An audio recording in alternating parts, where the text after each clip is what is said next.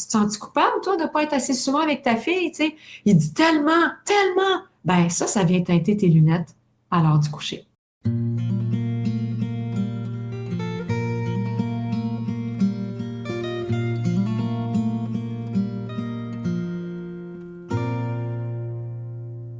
Bonjour les parents, donc nous revoici pour un nouvel épisode de notre saison 10. Puis aujourd'hui, ben, j'ai le goût de toucher avec vous, puis avec Marion, cette phrase-là qu'on entend de temps en temps, pas tout le temps, un des deux parents. Ça peut être le père ou la mère qui va dire, ben, tout le monde peut coucher, mon enfant, ça va bien, sauf moi. C'est quoi le problème? Comment ça se fait? Donc, avant d'embarquer sur le sujet, on va se présenter. Je te laisse te présenter, Marion. Oui, moi c'est Marion Magnona. Je suis infirmière et consultante en éducation au sommeil depuis 2 ans. Euh, et puis j'ai moi-même 3 enfants, une fille de 6 ans et demi, un petit garçon de 4 ans et demi, presque 5 ans, puis mon petit dernier de bientôt 3 ans, pour qui j'ai eu aussi des difficultés de sommeil. Puis ensuite c'est là où je me suis formée grâce à lui. Wow! Puis que c'est aujourd'hui, c'est la raison pour laquelle tu étais avec nous sur le podcast. Alors, je me présente, je suis Brigitte Langevin, experte en éducation au sommeil depuis plus de 25 ans. Et moi, des questions comme ça, là, j'aime tellement ça, pour qu'on puisse mettre en lumière et comprendre qu'est-ce qui se passe en matière de sommeil parce qu'en fait, c'est même pas un problème de sommeil. Mais avant d'aller plus loin, Marion, je te lis le message de cette maman. Alors, qu'est-ce qu'elle m'a écrit? Elle m'écrit en me disant, mon garçon a 3 ans et 3 mois. Il est couché, puis là, elle met entre parenthèses, avec maman seulement, en lettres majuscules seulement, sont épouvantables. Il me teste chaque soir et quand vient le temps de lire l'histoire ou vers la fin du livre, il commence à s'exciter et ne se calme plus. Il se lève debout, saute, veut des câlins, mais ne se laisse pas coller et me repousse. Veut des bisous, mais se cache le visage. Il me teste sans arrêt. Alors, je ne peux plus le coucher puisque je ne sais plus comment m'y prendre. Avec moi, ça peut durer 1h30. Avec papa, 5-10 minutes. Je sais qu'on ne doit pas intervenir, mais comment faire s'il sort de son lit avant même que je sois sortie de la chambre? Alors, est-ce que ça t'est déjà arrivé, Marion, d'avoir des clients qui te disent qu'ils sont incapables de coucher leur enfant alors que d'autres personnes y arrivent très bien? Oui, oui, mais alors peut-être pas autant fort que la situation là que tu viens de lire, mais des mamans qui me disent, ah, mais quand c'est papa, c'est beaucoup plus facile. Ou alors, quand c'est grand-maman, ben, chez les grands-parents, ben, la grand-maman le couche et puis il dort super bien, mais avec moi, c'est plus compliqué. Hmm. C'est ça, tu sais, moi je me rappelle, ça fait longtemps. Évidemment, cette maman-là là, qui m'a écrit, c'est quelqu'un avec qui on a eu une consultation, donc j'en sais en long et en large. Mais avant d'aller plus loin, c'est que je me rappelle une famille, il y avait des jumelles de 7 mois. Puis elles faisaient pas leur nuit, c'était difficile. Puis là, ben la maman, elle avait acheté plusieurs croyances, puis plusieurs idées préconçues. Puis là, il fallait pas que ses enfants pleurent jamais. Puis elle était pas capable de les coucher sur une note positive. Puis ils faisaient pas leur nuit. Puis à un moment donné, les grands-parents, sa mère à elle, lui dit, écoute, permets-nous de garder tes enfants, prenez une nuit de repos, vous en avez besoin, vous êtes épuisés. Alors, la mère finit par dire oui. Et cette nuit-là, ces deux filles, sans exception, ont dormi, se sont couchées sur une note joyeuse et ont dormi toute la nuit. Cette mère-là était insultée. OK? Ben, c'est dit, c'est quoi mon problème? Parce que clairement, elle dit, c'est moi le problème. C'est pas mes filles. Mes filles dorment très bien chez leur grand-mère, là. Puis là, elle écrit pour prendre un rendez-vous. Puis, tu sais, elle était vraiment insultée, là, tu sais. Fait que là, c'est là, je dis aux parents, oui, mais il y a des associations qui se font avec les parents. Toi, tu les as depuis la naissance. Les grands-parents, eux, les ont à un moment donné où est-ce qu'ils sont plus à la même place. Ils sont pas en état de survie comme à la naissance où tu dois reproduire des conditions intra-utérines puis que tu crées des associations parce que tu n'as pas le choix. Ils s'endorment dans tes bras au sein en étant bercés, papa aussi, du pot à pot. Là, on parle de jumeaux en plus. Bien, les grands-parents n'ont pas eu à faire ça. Fait que c'est normal. Alors, l'enjeu, ce sont les associations. Qu'est-ce que tu as créé avec ton enfant que l'autre parent n'a pas créé? Puis là, j'ai le goût de rajouter un autre cas qui vient de me monter. C'est un papa qui m'écrit, puis je le dis pareil, là, mais personne ne va pas savoir c'est qui. C'est un comédien, il est très, très connu. Et je le dis parce que ça fait partie de la réponse, OK? Donc, lui, il m'écrit à un moment donné pour une consultation. Sa fille est rendue à 2 ans et demi, 3 ans. Puis là, il me dit, écoute, faut que tu m'expliques de quoi, là. Il dit, je te suis depuis un petit bout de temps, mais je comprends pas. Il dit, tout le monde peut coucher ma fille. Il dit, ma femme, ma mère, ma belle-mère, la gardienne, l'éducatrice. Puis il dit, pourquoi moi, j'y arrive pas? Pourquoi moi, c'est tout le temps compliqué? OK? Puis comme c'est un papa comédien, puis que ça allait bien ses affaires, puis qu'il était très en demande, j'ai dit au papa, mais tu te sens-tu coupable, toi, de pas être assez souvent avec ta fille, tu sais? Il dit, tellement, tellement. Ben ça vient teinter tes lunettes à l'heure du coucher. Tes lunettes sont teintées. Alors, tu te sens tellement coupable de ne pas offrir le temps de qualité que tu voudrais offrir en tant que père, que tu offres du temps de qualité au moment du dodo. Ton enfant ne le sait pas. Il n'y a pas de développement cognitif assez développé. Mais par contre, il le ressent. Papa est tellement plus chaleureux à l'heure du coucher que je vais tout faire pour le garder avec moi. Et là, ben, ça fait un enfant qui donne l'impression de tester son parent. Fais-tu du sens pour toi, Marion? Je te vois faire des signaux, là, tu sais. Alors, c'est ça. Et tu me disais que, je sais pas si tu l'as dit, mais récemment, tu as accompagné une famille, que c'était un petit peu ça, toi aussi? Ouais, la maman, elle avait beaucoup de peine à coucher sa fille. Euh, et puis, elle habitait en fait dans la même maison que sa mère. Et du coup, parfois, elle appelait sa mère pour venir coucher la fille. Parce qu'avec la grand-maman, ça se passait super bien, puis c'était facile. Mais la maman se rendait bien compte que grand-maman ne serait peut-être pas là tout le temps non plus. Donc, il allait falloir faire quelque chose. OK. Tout à fait. Alors, les maisons intergénérationnelles, c'est avantageux dans plein de situations. Mais dans une situation comme ça, malheureusement, ça enlève la crédibilité de la maman aux yeux de l'enfant. Alors, ça aussi, c'est fréquent. OK? Souvent, un des deux parents a de la difficulté à coucher son enfant parce que l'autre parent intervient, laisse faire, laisse faire. Elle fait des crises avec toi, laisse faire. Alors, finalement, ce parent-là couche, mais l'autre gagne jamais en crédibilité. Mais dans le cas présent de ce que j'ai lu, la maman, le père ne venait pas intercéder. OK? C'est comme elle était avec, mais elle n'a pas réalisé qu'elle répondait à tous ses plaisirs sans exception. Alors, est-ce que tu fais des tableaux des routines avec des cartes de routine, toi, pour tes enfants, Marion? Tu Fais-tu m'as ça en déjà posé face? la question dans un podcast. Non, moi, je ne le fais pas parce que j'explique beaucoup aux pinouches. Maintenant, ça roule. Puis... Mais c'est vrai que je recommande beaucoup à certains parents quand ils se lancent dans quelque chose. Puis pour bien expliquer à l'enfant et puis pour donner aussi du Surtout à sens aux parents, 3 en fait. ans. C'est ça. Toi, t'as pas besoin, ça roule chez toi, puis tes 3 enfants suivent les consignes, puis tu sais comment cadrer ça, tu connais tes associations adaptées puis inadaptées, fait que ça Mhm. devient plus facile.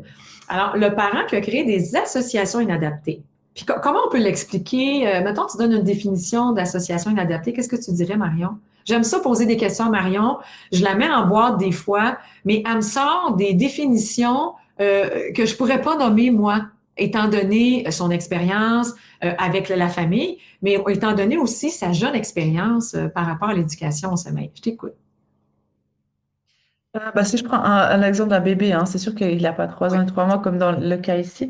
Un bébé qui s'endort dans les bras de maman, bercé, c'est sûr que durant le micro-réveil qu'il aura, il va rechercher la même condition de sommeil.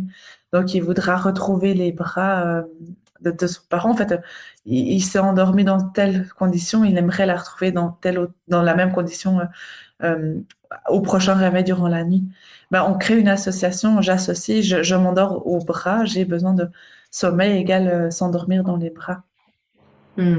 Alors, durant la nuit, lors d'un micro-réveil, je veux retrouver les mêmes conditions, ce qui est très normal. On est comme ça, tous les êtres humains. Tu sais, moi, je me cite souvent comme exemple, je m'endors avec des bas. Je suis un adulte, là. Je m'endors avec des bas. Si je perds mes bas durant la nuit, je peux pas me rendormir lors d'un micro-réveil.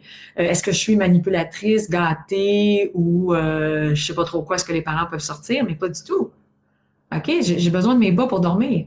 Alors, il faut que je Mm. les trouve, il faut que je les remette dans mes pieds. Donc, sinon, je peux pas me rendormir. Je suis pas bien de sentir la texture de mes draps avec mes pieds parce que c'est l'association que j'ai fait avec mon sommeil. Donc, nos enfants, Après, ce que je voulais rajouter, c'est que quand tu dis inadapté, c'est que durant tous les micro-réveils ou tous les réveils, bébé a besoin de retrouver cette même condition-là, alors que si c'est une association adaptée, parce qu'il y en a, hein, certains bébés, ils s'endorment dans les bras, mais ils font toute la nuit, euh, comme 11 heures de dodo d'affilée sans demander les bras. Puis là, on appelle ça une association adaptée. Adapté. Alors que deux familles, OK, même des fois c'est deux enfants dans la même famille, vont me dire, Brigitte, est-ce que c'est grave s'il s'endort dans mes bras? Mais ma question, moi, c'est mais comment va le restant de la nuit? Ben, très bien, c'est pas grave. Association Mm. adaptée. Ouais. Brigitte, est-ce que c'est grave si mon bébé, je l'endors dans mes bras pour la nuit, mais comment se passe le restant de la nuit? Ah, il se réveille aux 2 heures, faut que je le rebaisse. Association inadaptée. On le rend pas autonome, il est coincé. Aussitôt qu'un micro-réveil, il se retrouve sur un matelas de plastique, puis c'est pas ce qu'il fait là. Alors, la même façon de faire pour deux enfants, deux familles, une fratrie, euh, peut être une association adaptée, puis pour un autre, une association inadaptée. Alors, quand arrive le temps d'aller dormir, il y a une question de connexion, puis j'aimais ça parce que Karel disait ça, connexion chaude, connexion tiède, connexion froide. OK? Moi, c'est un concept que j'ai acquis aujourd'hui.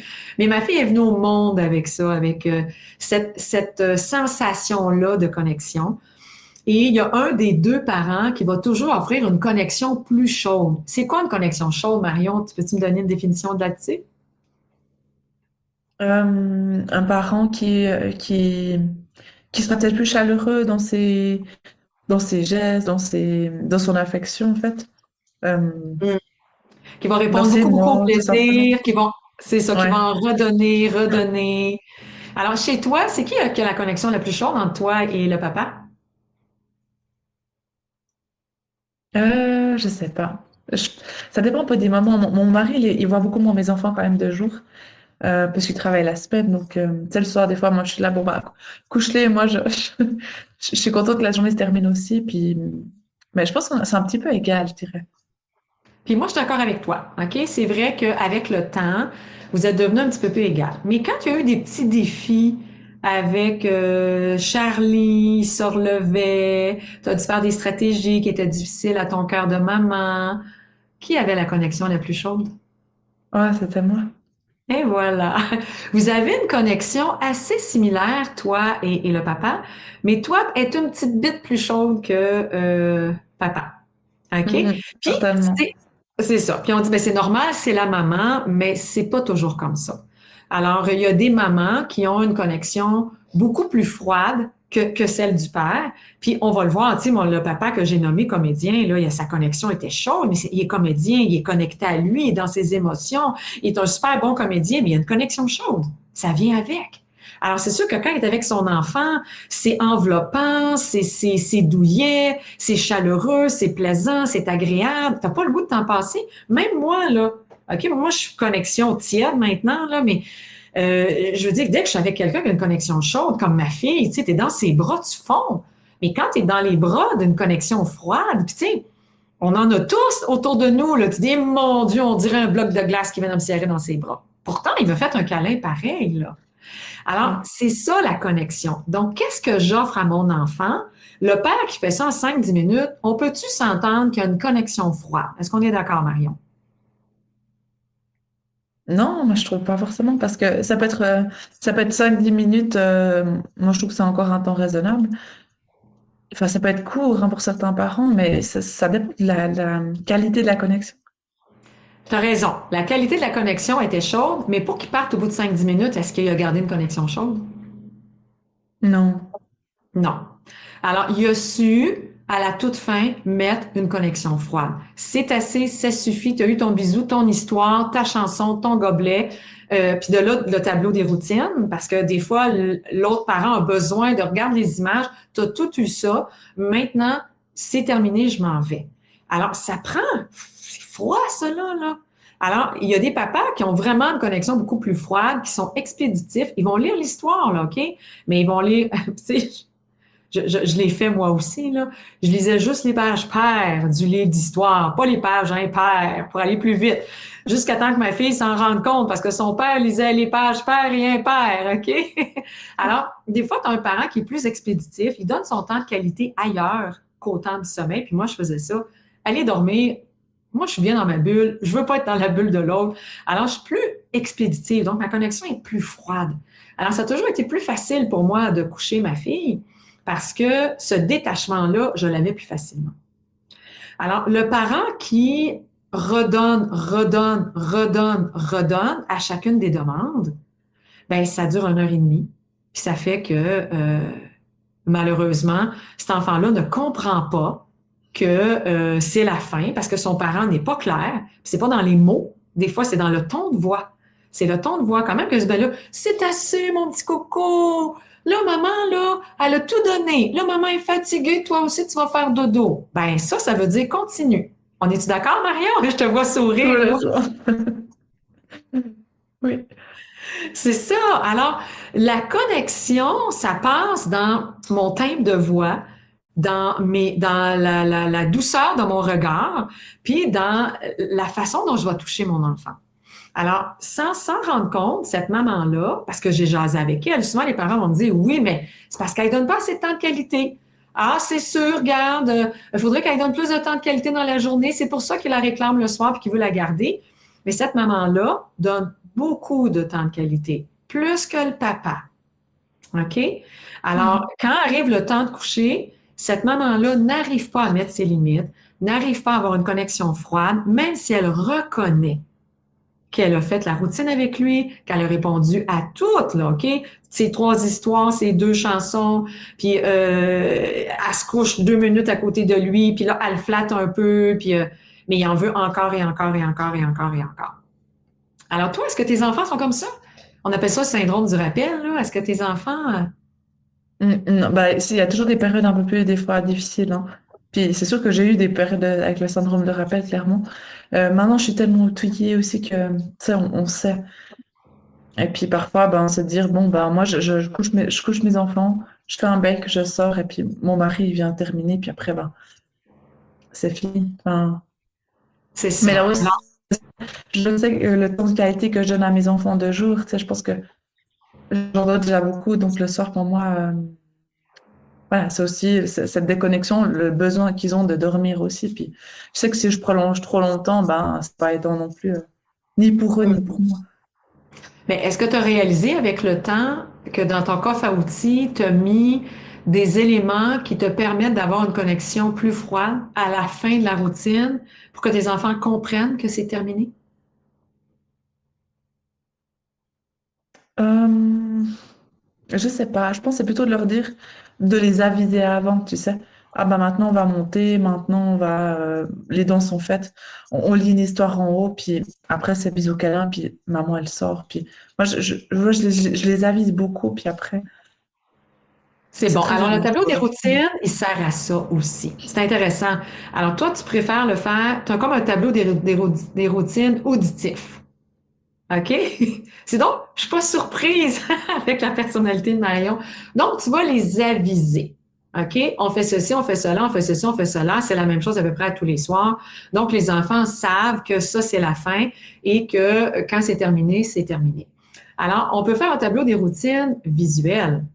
Le visuel, ça fonctionne très bien aussi. Donc, c'est des espèces de petites cartes. Puis j'en ai un sur mon site internet, là, brigittelangevin.com.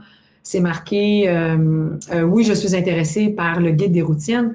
Vous allez voir qu'à la toute fin, il y a un tableau des routines, il y a des cartes de routine, je vous dis comment ça fonctionne. Alors, on a des cartes de routine dans lesquelles on voit c'est quoi toutes les étapes de la routine. Marion les a nommées. Hein? On monte. Si tu veux les répéter, Marion, ça fonctionne comment chez toi à la routine du dodo? On met le pyjama, on brosse les dents, on monte, on lit une petite histoire. Et puis après, ben, bisous câlin, puis dodo. C'est ça. Alors, ça peut être une période, on peut mettre une image de bain, une image de pyjama, une image de brosse à dents, une image de toilette pour les plus vieux, deuxième toilette si on va inclure les cacas. Après ça, une image d'histoire, une image de chanson, une image de bisous au chien, une image de bisous à papa, puis une image de bisous à maman. Puis là, après ça, tout est fait. Alors, l'enfant sait que c'est terminé. Sauf que si j'enlève la cohérence du tableau des routines, c'est que je retourne en arrière. Même si c'était fini, je te redonne une autre histoire. Même si les chansons étaient finies, je te redonne une autre chanson. Même si les bisous, je les avais donnés, je te redonne encore des bisous. Même si, même si, même si. Et c'est là qu'on crée des associations, comme on parlait tantôt. Alors, l'enfant a associé son parent à un même si. Alors, le parent, même s'il arrive à la fin de la routine, l'enfant, en expérimentant, c'est dans l'expérience que l'enfant apprend, bien, il a appris qu'avec ce parent-là, il n'avait pas de fin.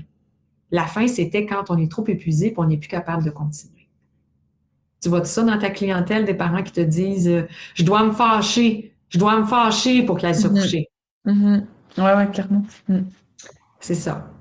Alors, c'est dommage parce que là, l'enfant, qu'est-ce qu'il attend? C'est que son parent se fâche. Puis, tu n'as pas le goût de dire, OK, c'est l'association qui a fait. OK, d'abord, après 5 minutes, je vais me fâcher. Mais on ne veut pas utiliser cette façon-là de faire pour que mon Mhm. enfant comprenne que c'est la fin. Ah, c'est la fin de la routine. Alors, une connexion froide, on a ça quand on est fâché. OK? Sauf que on peut l'avoir sans être fâché, en mettant une limite claire sur un ton qui invite pas à continuer, mais qui invite à te connecter vers toi. Puis à ce moment-là, ça va venir changer. Mais la problématique du parent, je sais pas si tu te souviens, Marion, elle disait, mais qu'est-ce qu'on fait s'il sort de la chambre avant que je sois sortie? Qu'est-ce qu'on peut faire? Veux-tu que je le dise pour toi? Mhm. Oui, tu veux que je le dise pour toi, hein, c'est ça? Ouais, C'est ouais. qu'il faut C'est qu'il y a personne qui est à l'aise avec ça. Moi, je suis très à l'aise avec ça. C'est qu'il faut limiter les déplacements. Mon petit coco de 3 ans, il n'est plus dans un lit à barreaux. Alors, c'est sûr que s'il y a 12, 13, 14 mois, 18 mois, 21 mois, puis il est toujours dans un lit à barreaux, ben quand tu quittes, il va être très fâché, puis il va comprendre que ta connexion froide que tu mets en place, je comprends, hein, moi j'ai donné, on a tout fait la routine, c'est terminé, on se revoit demain matin et on donne pas dans la connexion froide, je te regarde, OK, mais je suis distanciée, je te touche pas et mon ton de voix est plus froid que chaud. Alors ma voix est ferme, mais je vais nommer, je comprends, t'es fâché, on s'en va demain matin, il est dans un lit à barreaux, on peut quitter, on ferme la lumière, on ferme la porte, puis il va vivre sa frustration, c'est correct, c'est pas grave, là, il est dans un endroit aimant, chaleureux, on a répondu à tous ses autres besoins, il est juste frustré de voir que tu ne réponds plus à ses plaisirs. Il va exprimer des pleurs, il va se coucher, puis il va dormir. Mais celui qui veut sortir de la pièce, il faut limiter les déplacements. Puis on n'a pas tant d'outils pour limiter les déplacements. Moi, j'en connais 3. Toi, Marion, t'en connais combien pour limiter les déplacements? Ah, 4. 4. Je vais nommer, on va commencer par celle-là. Qu'est-ce que tu dirais, toi? Je pense 3 environ, ouais. 3, OK. Mais moi, je vais commencer par, il y a des parents qui limitent les déplacements de leur enfant avec leur corps. Ah, ouais, je veux dire. OK? Mhm. Avec leur corps dans le lit, où ils font une petite contention affectueuse avec un bras ou une main, OK? En espérant qu'ils restent là puis qu'ils puissent avoir le temps de sortir. Il y en a d'autres avec leur corps, mais c'est plus visuel. Ils sont assis sur une chaise puis ils surveillent avec des gros yeux en disant tu restes dans ton lit, OK? La connexion est froide. Il y en a d'autres qui sont dans le cadre de porte, OK? Donc, ils empêchent les enfants de sortir, ils sont dans le cadre de porte. Mais ça fait qu'à tous les soirs, c'est toi, l'élément qui limite les déplacements. Et ça peut devenir un jeu pour un enfant. Qu'est-ce qu'il va faire? Il va te surveiller. Hein? Il va lever la tête, il va te regarder. Il va lever la tête, il va te regarder. Tu vas dire, hey, je peux pas partir. Il me surveille tout le temps. Parce que dès que je fais mine de partir, il se relève. Alors, l'autre option qu'on a, c'est, j'ai dit que j'en avais 4, là, puis attends, j'en ai 3. Là. Il faut que la quatrième me revienne. Là. On a le parent dans le cadre de porte, ou assis sur la chaise ou dans le lit, qui fait que l'enfant ne se relève pas. On a, ah oui, je sais c'est quoi. On a la barrière de sécurité. Alors, on peut mettre, Marion est là, elle dit oui à chaque fois. Marion et moi, on se voit, mais c'est pas sur vidéo, là. Alors, on a la barrière de sécurité. Alors, si tu mets une barrière de sécurité à l'entrée de la porte de chambre, mais une vraie, là, pas celle en plastique que tu mets, que l'enfant met les orteils dedans puis qu'il enjambe. Là. Une vraie en métal avec une porte, puis la porte est plus haute, ça prend 2 mains pour l'ouvrir, elle est bien tightée dans le cadrage, et il peut pas l'arracher, il peut pas l'ouvrir. Bien, ses déplacements sont limités. C'est sûr qu'il faut s'assurer que sa chambre est sécuritaire parce que contrairement à un lit à barreaux, il a accès à tous les éléments de sa chambre. Alors, l'autre moyen, c'est avec un meuble. Alors, des fois, on peut dire, OK, moi, j'ai pas de barrière, ça n'a pas de sens. S'il est trop tard, mon enfant se relève tout le temps, je peux être un meuble. Alors, je vais glisser un meuble, il ne peut pas passer en dessous, il ne peut pas passer sur le dessus, il ne peut pas le pousser, ça vient limiter les déplacements. Est-ce qu'il va être fâché? Oui. Ben oui, il va être fâché. Et la quatrième option, que les parents, ben, pas tous, il y en a qui sont bien d'accord avec ça, puis qui l'ont expérimenté, c'est d'utiliser la porte. Alors, la porte, on peut faire un 5, 10, 15 avec la porte. Je maintiens la porte ou j'ai une poignée safety first, je limite les déplacements. Je limite les déplacements. Je me rappelle une fois, Marion, j'étais à domicile, puis les parents n'étaient pas d'accord. la maman voulait rendre la porte inaccessible, puis le papa, il était pas prêt. Alors, je dis au papa, ben moi, j'ai un moyen. Puis là, le père, il me regarde en voulant dire, ah ouais, je le veux, ton moyen, parce que je veux que mon enfant développe des bonnes habitudes. Je veux lui permettre de limiter ses déplacements, mais je veux pas utiliser la porte fermée. Et on a scié la porte en deux. Alors, on a les parents, ben, c'était leur maison, là, OK, là. Alors, les parents sont créatifs, là, OK? Donc, la porte a été sciée, puis on voyait juste le bout des cheveux, OK, de l'enfant. On voyait ses mains quand il plaçait ses mains. Et l'autre porte, le papa était habile de ses mains aussi. Le haut de la porte a été mis au mur, il ne pouvait pas jouer avec. Et on lui a dit, hein, parce qu'on avise nos enfants, si tu choisis de laisser tes pieds sortir du lit et de la chambre, ben, on va devoir on va devoir limiter tes déplacements. Puis là, ben, on a nos options qu'on peut utiliser. Alors, quand on est rendu avec la porte, c'est que toutes les autres fonctionnent pas. Je t'ai ramené, je t'ai ramené, je t'ai ramené, je t'ai ramené. Comme la maman a dit ici, écoute, il n'y a plus rien qui fonctionnait. Elle ne sait plus comment faire. À un moment donné, il faut limiter les déplacements. Est-ce que tu as eu besoin de faire ça à un moment donné, toi, avec tes enfants, de limiter les déplacements? Oui. Tu as eu besoin. Tu as eu besoin. OK, ça arrive. Moi aussi, j'ai eu besoin, OK, de limiter les déplacements parce que je me suis fait prendre. C'est devenu un jeu. Je ramène, je ramène et je ramène. Ma fille m'attendait sur le bord du cadre de porte, puis elle partait à rire, puis elle courait dans son lit avant même que j'arrive. J'ai vu que ce que je mettais en place de la ramener au bout de quelques soirs, c'est devenu un jeu. Alors, quand ça devient un jeu, ben, il faut trouver d'autres façons. Alors, moi, j'en ai nommé 4. T'en as-tu d'autres, toi, Marion, qui te montent en tête? Non, Limiter les non, non, là, déplacements, je vois pas plus. il n'y a pas beaucoup Comment? d'options. J'ai un enfant qui n'est plus dans un lit à barreaux. Je comprends que tu n'en vois pas d'autres, mais si les parents sont créatifs, c'est correct. Le parent qui me dit, moi, mais je peux-tu dormir avec mon enfant? Ben oui, tu peux. Ouais, Toutes les ouais. façons sont bonnes, là, OK? Alors, si c'est un mode de vie chez vous, c'est correct. La maman qui m'a écrit, avec qui j'ai parlé, qui donnait du temps de qualité à son enfant, qui a malheureusement créé des associations inadaptées en voulant bien faire avec sa connexion chaude, ben, s'est retrouvée avec une problématique de dette de sommeil, puis de la soirée n'était pas le fun, ça finissait en crise. Puis, alors, à ce moment-là, elle a renoué avec de très belles soirées, de très belles nuits. C'est Et ça, la ouais, porte, c'est ça. c'est ça, la porte inaccessible, on a fait ça quelques soirs seulement, là. Ouais, ouais. C'est ça où je pense que le parent a peur de se lancer. Puis c'est sûr que c'est un défi, hein, mais Hum. le résultat après, il est tellement, enfin, tellement je suis reconnaissante quand même tous les jours de ça. Hein. C'est sûr qu'on parle de stratégie, d'outils, puis de lever à la même heure. Ben, on sait comment faut réussir à les faire patienter dans leur lit. C'est ça. Alors, pour leur permettre de pouvoir renouer avec des bonnes habitudes de sommeil, corriger la dette de sommeil. Alors, c'est sûr que ici, la problématique, on l'a mis en lumière, là. Il y avait une connexion trop chaude, le tableau des routines était aidant, mais quand l'enfant sort de la chambre avant toi, OK, puis tu ne veux pas te battre, là, OK, mais il y a des fois où est-ce qu'on n'a pas le choix, il y a une barrière de sécurité qui est mise, puis toi, tu passes par-dessus, mais lui, il ne peut pas. Alors, et Mm. là, oui, on assiste à une crise parce que tu l'as déjoué, ça met fin au jeu dans la perception de l'enfant et ça te permet ça te permet de permettre à ton enfant de renouer avec des bonnes habitudes de sommeil, puis une routine de dodo tellement plus saine qui se termine sur une Mhm. note joyeuse à l'intérieur de quelques soirées aussi. Mhm. Ouais, c'est ça. Alors, écoute, dans le livre, parce que si jamais vous avez le goût d'en savoir un petit peu plus, parce que c'est pas facile chez les enfants plus vieux, dans mon livre Boîte à outils, Sommeil, boîte à outils aux éditions de Mortagne, la stratégie est expliquée.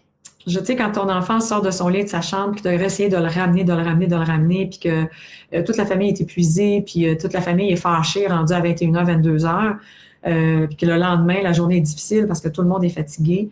Alors, cette stratégie-là, parfois, peut donner pas peu, donne vraiment des bons résultats. Si moi, le parent, je suis prête à l'utiliser. Si je suis pas prête, ça Mhm. sert à rien. Ça sert à rien. Mhm. Mhm.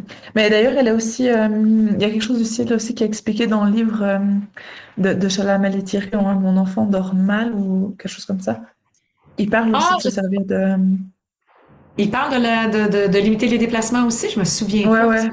Oui, oui, OK, clairement. Mhm. clairement. OK, alors deux Après, pédiatres. il y a pas une... En fait, il n'y a pas une stratégie claire dans leur truc, mais ils parlent quand même d'utiliser la porte ou enfin, faire quelque chose. OK, il n'y a pas la stratégie, pas clairement. Comme nous ici non plus, on ne l'a pas étalé clairement parce que c'est du cas par cas. Donc, Chalamel et Thirion, ce sont des pédiatres européennes qui ont mis en lumière tellement de pratiques saines pour permettre à nos enfants de développer des bonnes habitudes de sommeil. Merci Marion de l'avoir mis en lumière. Ça fait tellement longtemps que je l'ai lu. Alors, je n'ai rien inventé, hein, on n'invente rien. Je suis venue peaufiner. Alors, on vient peaufiner des stratégies pour que les parents comprennent ce qui donne vraiment des résultats et ce qui n'en donne pas. Puis évidemment, nos enfants sont tellement différents d'un à l'autre que parfois, tu dis, ben là, j'ai dû aller jusque-là avec un, puis avec l'autre, j'ai pas dû aller. Ça n'a pas été nécessaire parce que nos enfants sont Mm. différents. Mm. Est-ce que tu as le goût? Hey, merci Marion, c'était important ta petite note. Est-ce que tu as le goût de rajouter autre chose? Non, non, non. Bah, je pense que j'encourage ses parents à franchir le pas. Oui. Parce que toi, tu as vu toute la différence dans la qualité de sommeil de tes enfants. Puis il faut se le dire Mm. aussi dans la qualité de notre vie, de nos soirées, nous autres aussi. Ah ouais, clairement. Pour eux et pour nous aussi, ouais. Tout à fait.